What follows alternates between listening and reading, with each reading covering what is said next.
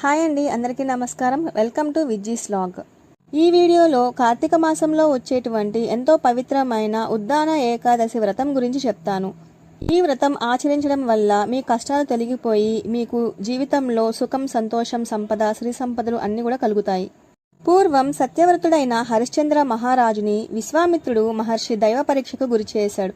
రాజ్యం, భార్య, కుమారుడు అన్నీ కోల్పోయిన హరిశ్చంద్రుడు తన సత్యం, ధర్మం మటుకు వదల్లేదు.